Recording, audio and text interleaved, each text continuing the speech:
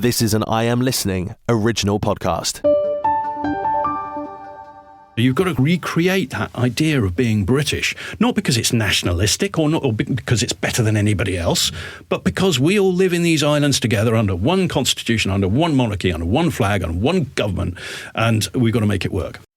Welcome to the Kent Politics Podcast, your go-to source for insightful discussions on local and national political matters. Join us as we take a deep dive into local government across the county. Find out what the key decision makers have to say, what your money is being spent on, and how the party's policies could affect how we live. Plus, don't miss our regular feature, Westminster Watch, where we dissect the latest developments and decisions shaping the political landscape in the heart of the UK's capital. Engage with us as we delve into the issues that matter to you and explore the dynamic world of politics from a Kent perspective. Welcome to the Kent Politics Podcast. In a week that a town centre redevelopment got a shake-up, Medway Council dodged a bullet yet again, and the new MP has been having a verbal sparring match with his local council. I'm Daniel Esson, the Locals Moxie reporter covering borough and district councils in Kent. Simon, who usually covers the county council, and Rob, who looks after Medway, are both away this week, so instead I'm joined by KM Group news editor Sean Delaney. Hello. And KM Group senior news editor Nikki White remains at her post and joins us as well. Hello. And later on we'll hear from a very special guest, the current commentator and former leader of UKIP, Henry Bolton. First up, Sean, what's been going on in Medway? Well, last week was a fairly bad week for Medway Labour. This week there's a little bit better news.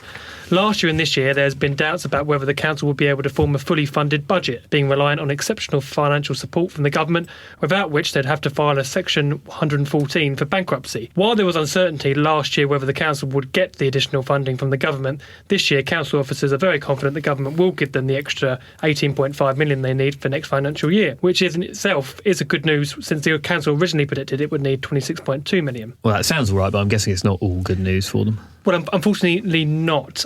Firstly, the council were rejected when they applied to increase council tax above the limit of 4.99% without having to have a referendum. They wanted a further 5% increase. While it certainly would have been unpopular, officers said it would have sorted out the financial situation in 1 year and would have meant they wouldn't have needed to get the exceptional financial support from the government. The other bit of news, which is mixed positive and negative, is in order to make cuts to council services again, as has been done in some areas last year, charges for parking across Medway and the prices of some leisure facilities will be increasing. Parking is set to increase by 60p for both on and off-street parking, and monthly family memberships for sports centres will increase from £81.25 to £87.75. The move has received mixed responses again, some people saying it's piling more charges on top of the public during a cost of living crisis, while others say it's a better option than more cuts. Rough times to be a regular swimmer in Medway, I guess. Thanks very much, Sean. So, Dan, what have the district councils been up to? So I've been looking at Seven Oaks District Council's long plan to redevelop a huge area of land just to the east of its high street, but in the past week or so they've announced some pretty major changes to it, which I've been trying to cover. What were they planning to do and why has it changed? So this £120 million project was set to include new homes, new library, new leisure centre, a market hall, hotel, footpath, loads of other stuff. Most of that is still there, but the library is instead going to stay in the existing Kaleidoscope building, and the hotel has been removed from the plans entirely. Why keep the library then if moving it was originally on the cards?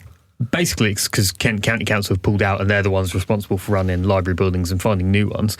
They wouldn't tell me in very much detail why they did that. They just said that they couldn't come to a mutually viable arrangement with the District Council. I would have assumed it's financial, but the District Council tell me the scheme should be self-funding because there's going to be 250 or 300 to 350 homes there, which will generate money from the council. Are there any timescales for this? Is this going to be happening anytime soon? Soonish. So Seven Oaks District Council need to debate and discuss the plans at meetings in the coming month. But in April, they're going to vote on putting the contract out to tender. I'd be surprised if much changes between now and then. So if all goes well, they'll have a private developer to help them out, appointed by the end of the year, and then they'll have all of 2026 to start working on detailed designs and put in a proper planning application. But how long that could take once it's in is anyone's guess.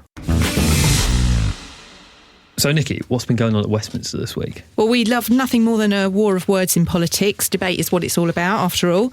And this week it's the Swale Independents on Swale Council and Labour MP for Sittingbourne and Sheppey, Kevin McKenna, who have been at loggerheads. Swale councillors were facing tough decisions this week when they met to thrash out the authority's spending plan for the next financial year. Like all local authorities, budgets are being squeezed more than ever before, and Swale have said it was going to look to save money by making £100,000 in cuts to the playground budget, 64,000 in staffing changes, 36,000 of savings by axing funding for projects to tackle things like loneliness, and £47,000 in grants which councillors have traditionally given to the smaller projects on their patch. But as well as having to find savings for the day-to-day things, a 12-week public inquiry is due to start on March the 11th, and that's over two plans to build 8,400 homes, which is going to be to the south and east of Sittingbourne on a development called Highstead Park. That's a proposal that's gone in. The scheme would include a hotel, a new tip, both a primary school and a secondary school, a new M2 motorway junction and the completion of a Southern Relief Road. The council is against the plan, which has been put in by Quinn Estates, and has set aside what has been described by one councillor as an astronomical amount of money to pay for legal support with this inquiry. The specific sum itself hasn't been revealed, but it's understood to run into hundreds of thousands of pounds, possibly as much as 700,000. Now, we're recording this podcast ahead of the budget meeting, but the council's planning budget was set to balloon by more than £1 million. In comparison, their budget for 2024-25 was 409,000. Now, it's not clear how much of it will actually go on the Highstead Park battle, but it's not going to come cheap. And it's that battle which has led to a war of words between Mr McKenna and the Swale Independents. So what's happened? Well, the inquiry came about after Mr McKenna himself wrote to Housing Secretary Angela Rayner, and he asked her to take the decision out of the council's hands and let an independent planning inspector rule over it instead. Now, that's infuriated several people, including Swale Independent Councillor Monique Bonney, and she's described the move as galling and said the fact that the council was now having to shell out for these additional costs rested solely with Mr McKenna. Now, Mr McKenna has hit back, as you might guess he would. He says that their claim is just simply laughable, and he can't believe that they're trying to pull the wool over residents' eyes. He says he wasn't the only one asking for the Highstead application to be called in. He reckons there's dozens of local residents, businesses and community groups who are doing the same thing. And even if it hadn't been called in, there would have been an enormous cost to Swale anyway, because they would have turned the application down and then the developer would have appealed. He said people wanted an independent assessment of the developer's plans, and that would give guarantees that infrastructure would be built as well as the homes. Now, Mr McKenna said that he added his voice to those requests because he believes it's the best way to guarantee the development will bring the new bypass that Sittingbourne needs, as well as the schools and a health centre, which is what people are always calling for. He said it was the council's choice to spend £700,000 of council tax money to fight the planning inquiry and make the cuts to council services to find that money. He feels Swale could have been just as well represented at the hearings for considerably less. Now, we've got a few weeks to go before the planning inquiry starts, but it's not a row that's going to disappear anytime soon, so watch this space. Is there a topic that you would like to be discussed on the Kent Politics podcast? Perhaps you've got a question for one of our panel, or you'd like to comment on a hot topic in local or national government. Get in touch by emailing or sending a voice note to kentpoliticspodcast@thekmgroup.co.uk. I'm joined now by one of the few men whose political career has taken them from the Yugoslav wars to UKIP. Henry Bolton cut his teeth in the army and police in Britain and the Balkans before coming back to this country to rise through the ranks of UKIP and end up its second leader after Nigel Farage. He joins me now in the studio. Henry, thanks very much for coming along. Hi, Dan. How are you doing today? Oh, not too bad, thank you. Firstly, just so people know, I haven't just brought on a random former party leader. You do, in fact, live in Kent. Would you tell me how it was you came to live in Kent and what do you like about it? Yeah, I whilst I was over in Afghanistan, I was mulling things over and I thought, this has got to be my last war. I'm getting a bit long in the tooth. Time to go and settle down and find a proper base. I was brought up really in Berkshire for most of my sort of childhood before I joined the army. Been abroad so many years and came back and was looking for somewhere on leave and looking for somewhere to live. Did a bit of research. Berkshire's far too expensive, but Kent sort of came onto the radar because as a child I used to spend school holidays down in Folkestone. My great uncle retired there and he'd got to know it. He was from Yorkshire, but he'd got to know it because he was an officer in World War I. And he'd spent, a few months, 3-5 months or so, billeted in Folkestone during World War I, and had travelled through there many times during the war because it was a main point of embarkation for troops. And when he retired, he'd very fond memories of the place. Had a lot of colleagues who'd settled down there. When he retired, he and his wife settled down there, and we used to go and visit him at the seaside during school holidays. So that was on my radar. Fond memories of that. Fond memories of Kent. So I thought, okay, can't afford Berkshire. Next best place to go, Kent. Like you mentioned, obviously, you were at one point in Afghanistan and in various other places. Obviously, it's quite a long story, but do you mind giving, for the sake of listeners, a sort of brief summary of your life and career and how you ended up coming back to Britain and joining and then leading UKIP? I can almost blame my great uncle. At a very tender age, partly probably due to his influence, I'd always wanted to join the army, and I didn't care really sort of what rank, whether I went in as an officer or not. I wanted to get into the army as soon as possible. And, it's partly, my mother would tell you, and I don't really know, but my mother's passed on, unfortunately, sadly, a couple of years ago, but she would have told you that was partly my sort of keenness, my enthusiasm for the military was couched in the experience of my sort of, I think I told you when we met before, that when I was 5, my younger brother drowned. And that's the first vivid visual memory I have. And it was the circumstances of that were that I sort of have always felt that I've always been prepared, no matter what the cost to me, physically or in any other way, to stand between those to whom harm would be done and those who would do it, or the circumstances that would do it. Now, of course, life is such that you can't so go around protecting and saving everybody. But that was a great motivator for me. And I joined the army with that in mind, really. But also my great uncle's experience and sort of stories and the way I had huge respect for him from World War I. And so I joined the army, and I joined the Armoured Corps at the tender age. I signed up at 15 years and 8 months old. My first day in uniform was a little bit later, on the 18th of September 1979, so a little while ago. And I joined the Royal Armoured Corps, the Royal Hussars. Went to Catterick in Yorkshire and then Germany. Tanks were great, but they're big, noisy, dirty, horrible things, really. Once you've done it, you've got that T-shirt and it's time to move on. And I dabbled a bit with the Army Air Corps, passed aircrew selection, but decided to go off and do Special Forces stuff, which I sort of partly succeeded in and partly not. I became a Special Forces instructor and then subsequently got posted to Corps headquarters, which is the headquarters of all the fighting troops in Western Germany during the Cold War, working on some fairly sort of secret stuff there, and that paved the way to doing all sorts of bizarre things. French commando course, working with all sorts of other countries and in sort of fairly niche areas of military activity, and then finally ended up with the having to go back to my old regiment, being deployed to Central America.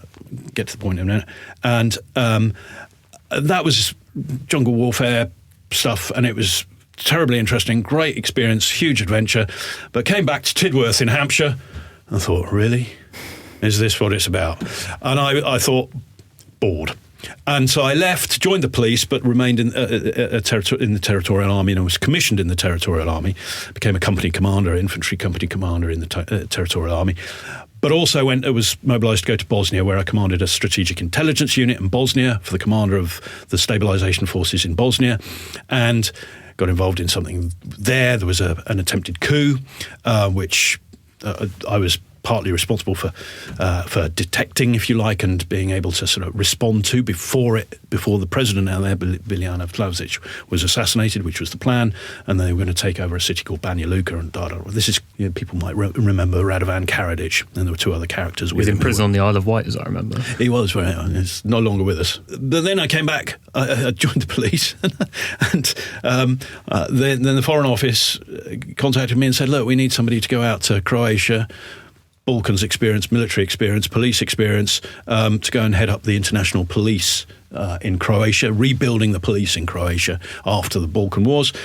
I was doing that, and then I got a phone call from the Foreign Office, right, 3:30 tomorrow afternoon, British Embassy, Belgrade. Go, you are being sent down to Kosovo to monitor the conflict between the Albanians and the Serbs.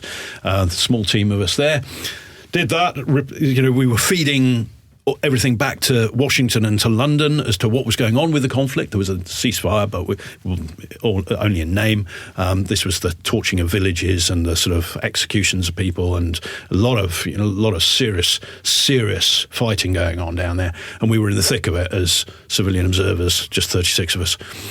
Interesting times. And but then that's just led on to other things. I was director of international ceasefire operations in the field operations. There was an ambassador heading it, but I was the director of field operations for the international ceasefire monitoring in Macedonia, and I was an advisor to the Albanian Prime Minister for 6 months, and I ended up as a senior advisor to the OSCE Secretary General. And it's pertinent at the moment because we're talking about Ukraine and Russia. Well, we're not, but the world is, and particularly this week. And the OSCE was established to monitor the rise in tension and try and head off conflict between the 57, as it is, Northern Hemisphere countries, front and centre of the war in Georgia when Russia invaded there, the frozen conflicts and so on. So I was senior advisor to the Secretary General, and I dealt with a lot with Moscow, a lot with Ukraine, a lot with Washington, all the capitals. Really senior level diplomatic, security related diplomatic stuff, fascinating. And then left that. After 3 years doing that, and that was where my borders background comes from, partly because I also had the portfolio for assisting those 57 countries of the Northern Hemisphere to secure their borders. Now you're getting my life history here, but you asked for it.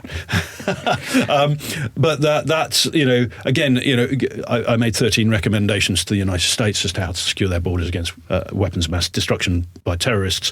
All 13 adopted by the White House. Those sort of things. Negotiated regional border agreements across Central Asia between the 5 Central Asian states, with Russia, with all sorts. So again, really interesting.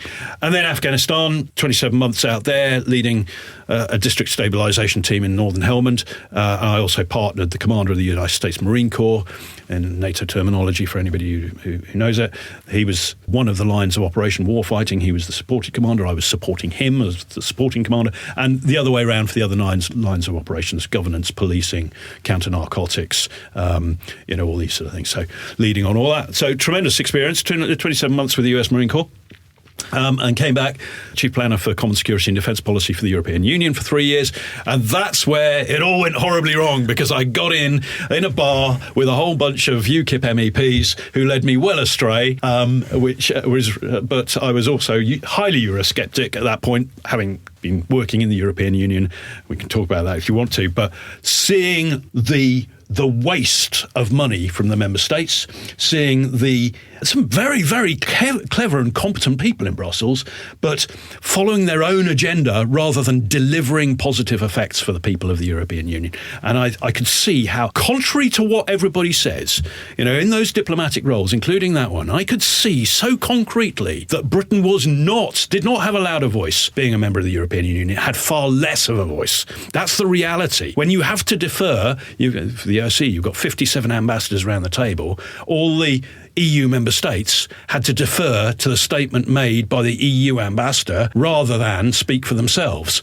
And it was the same in Brussels. The UK, I used to sit regularly in the Political Security Committee of the European Union with all the ambassadors there, and the UK didn't have a loud voice there, no louder than anybody else, no louder than Malta or Greece or any of these, or Portugal. We were no louder than anybody else. We couldn't be because it didn't work like that. So outside, the UK, I think, has a tremendous opportunity, if it chooses to exploit it, to take a leadership role.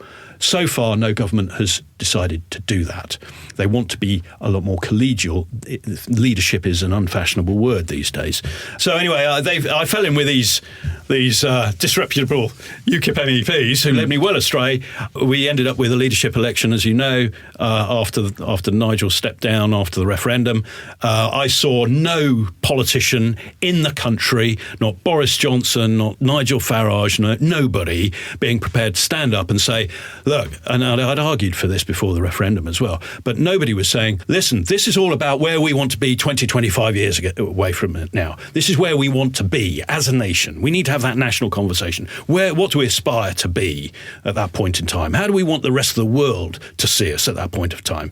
And how do we get there? Because then out of that vision falls everything else. Now, that's strategic sort of kind of thinking, but nobody wanted to go there. Boris Johnson, not Nigel Farage, nobody. I was just told in extremely blunt terms, Henry, that's effing detail, and I don't do detail. Well, okay, you don't, but when you don't do the detail, I know as a military man, and as a strategic and operational planner, if you don't think about the detail, well, you're building in all sorts of weaknesses into your whole plan. And there is no planning going on. And I felt that taking the leadership or going for the leadership, I didn't expect to win it, to be honest. But I saw the people who were lining up for it, and I thought, UKIP's in pole position, really, to be able to introduce that conversation to the national sort of debate about Brexit and the future. We brought about the referendum largely instrumental in its result. We have a responsibility to follow up on that. Now, the National Executive didn't feel the same way at all. They wanted to go down anti-Islam, anti-immigration. I was saying no, those are important issues, particularly becoming more topical in some respects. But we have to follow another path. We have to start thinking about the future of this country in broader terms and more strategic terms. They absolutely wouldn't go there, so I was at war with them from day one. And your leadership of UKIP didn't end up lasting particularly long, at least not by political... No, by the standards of most political parties. September 2017 you were elected, and then it went, 6 months later? Yeah, less than that, 5. And then a lot of people might know the story, but essentially the short of it is you were in a relationship with another party member, Joe Marnie, and some miscommunication from the party about your status with your then wife basically ended up sort of tarring your political reputation with your personal life, and it ended very quickly. Do you feel like you obviously care a lot about politics. You had a very strong vision for what UKIP should be and positioned yourself explicitly against what a lot of people wanted the party to become after it got what it wanted in the Brexit referendum. Explicitly against where it's actually gone, or where it went. Because now it is a party of the far right, basically. And it's actually contributed absolutely nothing since.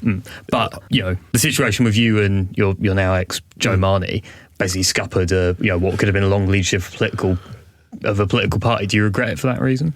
I don't know that I regret anything particularly in life. With the knowledge and experience that I went through at that time, I would play things slightly differently. But of course, hindsight's a wonderful thing. What I was just saying about the National Executive set a lot of the context. For that period of time before I met Joe, and whilst I was leader, in fact, during the leadership election, I was the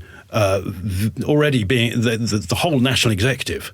When your whole top team is campaigning against you and doesn't want you to win the leadership and doesn't want you in the leadership position, any excuse for briefing against you to the media, is going to be taken up. So that's part of the context. The other part of the context is that we talked about my background, probably too lengthily, but that also we were well aware. I was very well aware, with absolute certain knowledge, that this was creating waves in other political parties, particularly the Conservative Party, who are going, this CV is quite something, and it's going to be difficult to put somebody up to stand against that CV. So there was a great deal of, wanting to exploit any political weakness I showed from that quarter as well, and members of some of the mainstream media, the print media particularly. And so what happened, the whole Joe thing, I think what you were referring to was the initial statement that went out from the party, which was, let's say, misleading. Said that you were split up with your wife when you'd in fact not. Yeah, exactly. And it was playing on words that I hadn't seen her since the previous July, which I hadn't because she was living in another country and I was busy doing the politics. But I think that would have been survivable politically. Joe, of course, before I met her, sent these messages about Meghan Markle, and that was then, that was transplanted onto me by the media and my political enemies. And I was the racist. I was the guy who'd shown the appalling judgment. And I was, fine. By association, I was guilty. But because of that political cockpit and how nasty and evil it is, really. And, that's politics. I get that. I've looked at politics as they've evolved ever since. Still to this day, no leading politician has done even tried to do what I was trying to do. Not one. And perhaps one could even argue that it's, they're avoiding it so much that built the hostility against me, knowing that that's what I wanted to do. Something I wanted to ask about, because obviously UKIP technically still exists, but it is a genuine party of right-wing extremism now. It's insofar as it exists, it's essentially anti-Islam and tries to mirror sort of the European far right. Doesn't do it very well either. No, and they're obviously very jealous of the success of actual European right-wing parties like the National Rally in France. But Nigel Farage left UKIP after the referendum in 2016, and since then he's had a whole different franchise, the Brexit Party, which is now Reform UK. And have recently been polls showing that Reform UK, which is one way or another, the spiritual successor to UKIP is polling neck and neck with the major parties. I mean, what do you make of their success? Do you think it's an index of how popular they are, or just how much everyone hates the Tories and Labour? A little bit of both. People want hope. I think this is the main thing. People are, they're desperate. They see absolutely no progress or hope in the Labour Party. They don't, now that they're in government, they don't. The Conservative Party disappointed and disappointed and disappointed again for 14 years. And it's very difficult to lay your sort of faith in the Conservative Party now if you want a positive future for Britain. Not because they deliberately try to undermine it, but I think people just think that they just weren't up to the job or didn't care. I think it's negligence and incompetence, but a lack of courage. But so there's that hope. And where do you put that hope? Well, in something new. And Nigel Farage did deliver Brexit. He is a good rabble-rouser. He's good on the platform. You get all the razzmatazz around it.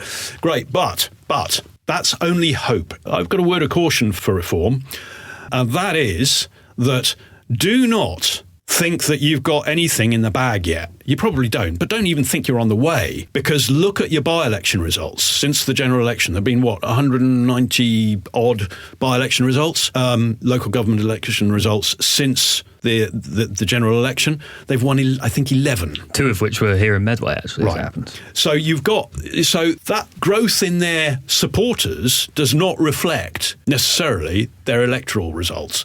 And you mentioned UKIP and the sort of spiritual sort of successor to UKIP. Sort of. I know what you mean, absolutely. But UKIP was doing rather well in local government. Better, I would argue, than Reform. They ran Thanet District Council yes, for indeed. years in the 2010s. Indeed. When I was leader, we were running Thanet. Yeah. So I think this is about hope.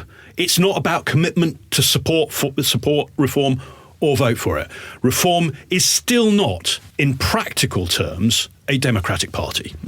I personally feel strongly that if a party doesn't respect the democratic processes within it, can we rely on it to respect democratic processes if it's in power more widely? That's a concern.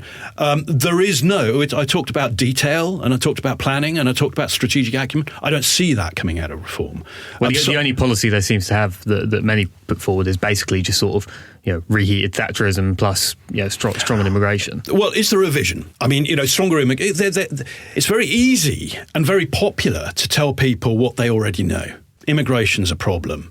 Policing is falling apart. Everything's falling apart in this country. Everything. We all feel that, I think. I do. But it's very easy to tell people that. Where are your solutions? And where's your vision? Where do you want to take the country? And how do you want to get it there? And I don't see the answers to that. Now, that's not to say they won't come, but I do know some of the most senior characters in the party, and they're people who push back very hard against me wanting detail. When I was leader of UKIP. And, I'd get phone calls saying, well, why are you doing this? Well, because we need to build the detail. Oh, no, that's a mistake. So I don't think that those people, Nigel, I don't think Richard, are people who are going to change in that regard. And I think that's a shame. And I hope that people wake up to that, because otherwise they're going to be disappointed. Here will be another party that starts to... that promises the earth and doesn't deliver. And this is not like Trump. Trump, day one, his 100-odd executive orders are fine. But if you read those are like little mini acts of parliament. Each one is a piece of legislation and repeals other pieces of legislation and so on. He's had teams working, competent teams to whom he's delegated the task, working on each one of these things. These are experts, people who know how to do these things. And Reform is not doing that. Reform doesn't have that capacity. Reform doesn't have that expertise, hasn't created those teams, and the leadership of Reform doesn't want to delegate these sort of things to such teams, even if they existed. So to think that, to quote Zia Youssef, on day one, a Prime Minister Farage could do X, Y and Z that's for the birds. Our system doesn't work like that. Our constitution doesn't work like that. Our legal system doesn't work like that. Our lawmaking system doesn't work like that. You don't have somebody who is both head of state and chief executive, as you do in the presidency of the United States, and you don't have that team doing the detail behind it.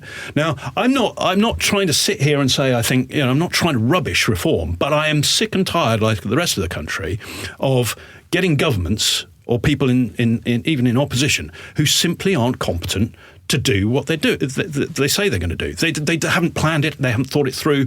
That's a problem for me. If a politician is going to stand up and imply or tell the British population that they are going to do X, Y, and Z, then they damn well should have thought through how they're going to do it, where the funds are going to come from, where the resources are coming from, the timelines and the second order, third order effects.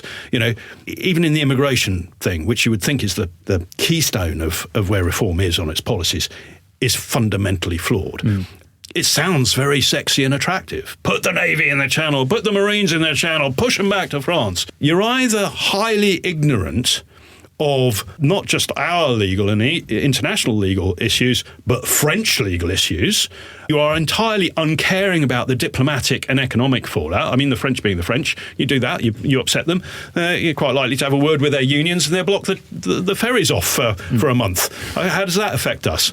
You just haven't thought this through. There are other solutions. You're just trying to grab the sexy headline. So with the likes of Farage and Tyson, when you say that they're not doing the forward planning, strategic thinking, is that because they're not capable, or is it they just don't want to get mired in people pulling apart their policies? I think that latter part is a very big element in it. Of course, if you put forward a solution, there's always going to be somebody saying, well, what about this bit or what about that bit? And I know that Nigel doesn't want to go there because that you get mired in exactly that. You get pulled into the weeds. But at the same time, if you haven't done that work, and you do find yourself in a position to deliver it, either you're going to have a long period of time whilst you're trying to work it all out, disappointment, as per Brexit. I mean, everybody's thing was, the first thing is get out, and then we'll cross that bridge when we get to it. Well, we're still crossing that bridge. We still haven't got to it, in my view.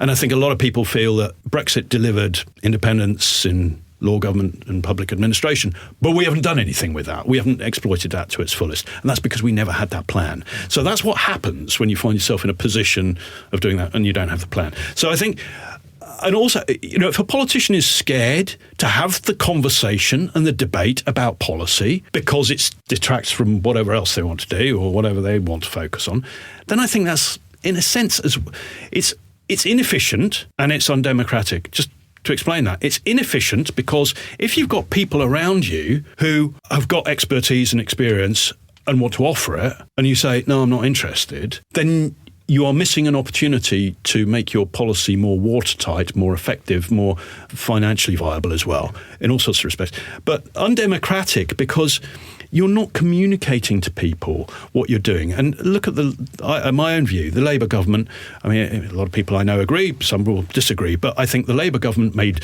or implied concrete things before they were elected to Parliament, and they have done other things. I fear that that's what, in a different way, we get from reform. We will do this on day one.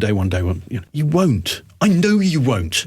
And if you're truthful, you know you won't. And therefore, you're not going to do that. You're telling the people one thing, you're going to end up doing something else. And I think that's fundamentally dishonest. And when you're misleading the British public, and I don't care what political party, this isn't just about reform. I've mentioned Labour. The Conservatives weren't any better. So I think it's both. I think it's detail, it's hassle, it's the difficult bit of politics. Yeah, sure. Sometimes getting up on the stage and having a bit of a big party, and it's much more fun. And it's the show business side of it. Yeah, and I see the appeal of it. Lastly, I wanted to ask you. So I say you're not a fan of reform, even though that's what many people consider to be the continuity UKIP. You're not. Many people would think you might end up joining the Tories, but you end up finding quite a surprising other political parish, because literally in the past few weeks, you've joined the Social Democratic Party, which traces its origin to a split in the Labour Party in 1981, and now sort of positions itself, essentially, at least rhetorically, basically like Blue Labour if it was its own political party. Why them of all places? Especially because they have a lot of clout on Twitter, but they're very small. Indeed. I mean, but Reform was small, Brexit Party was small, True. UKIP was small. I mean, I suppose at one point all parties have been small. But I'd also a little bit dispute your sort of labelling of them as rather like sort of blue Labour. And I say that because it's like any political party, you will have a spectrum of views and an emphasis, if you like, in people's sort of belief and why they're there. And some people in the SDP have called themselves, and even William, the party leader, has also referred to the party being in many ways quite centre-left. And that worries people because we have an association that centre-left is, we want open borders, we're, globalists and all the rest of it. So, and that's not the case with the SDP. And actually, when you think about the old school working class, if you go but wind the clock back to the 1930s or, all the way through to probably the 1960s, your shipyard workers, your dockyard workers, your coal miners, you wouldn't find a more patriotic bunch of people on this planet. They were also a class of people who don't really exist anymore. There's barely any manufacturing in this country. But what I'm trying to say here is that you don't have to be on the right to be patriotic. And where the SDP are, it's an interesting sort of position. It's the only party that I think really holds this position, is that it believes fervently that the government has a role to, if necessary, intervene to ensure that the infrastructure of the nation, energy, railways, are sufficiently regulated, and that might mean having to nationalise them, to empower the capitalist, entrepreneurial economy, the private economy that exists, the small businesses, the bigger businesses. Because if you don't have that infrastructure, it's very difficult for them to survive and to trade. So, you can extend. I've said to people, well, do you think that the police should be heavily regulated by the government? Do you think they should be a public body? Well, yeah, of course. What about schools? Well, yeah, I guess. Education? Healthcare? Yeah, well, yeah. And what do you think about the energy companies? What do you think about the French state owning one of our energy companies, EDF? Do you like that? Some people will say, yeah, I'm perfectly happy with it. Most people will probably say, well, I'm a bit uncomfortable with that.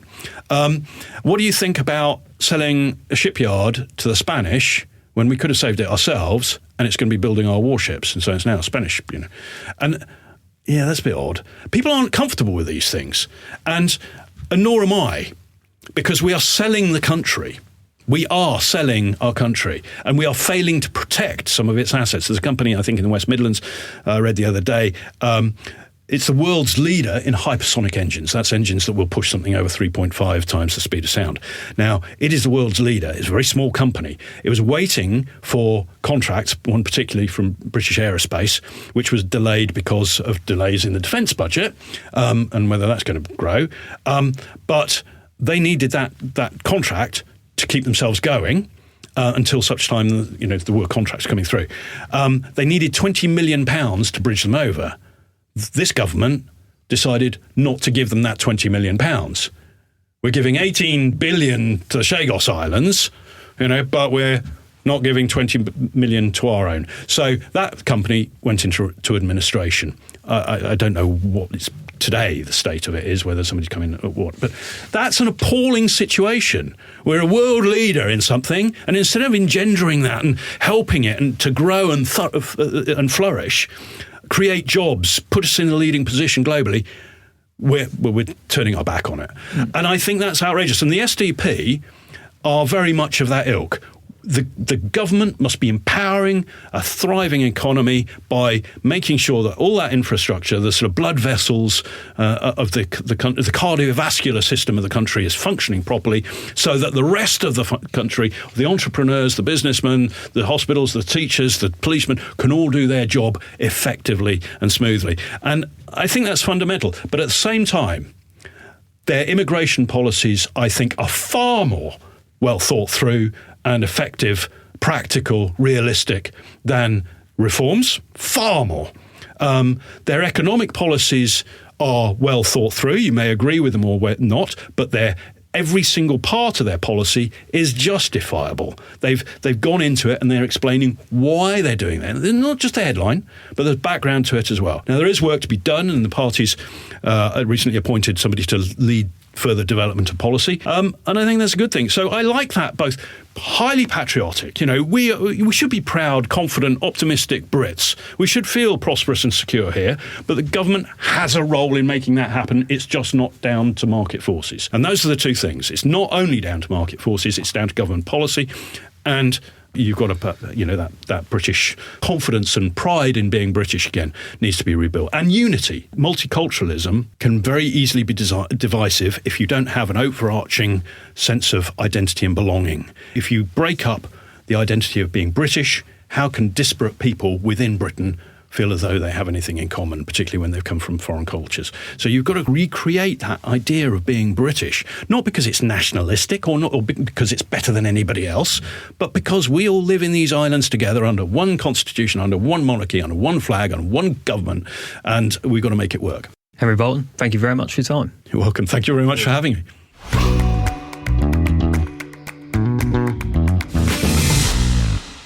All right, folks, that's your lot for this week. Thank you very much for listening.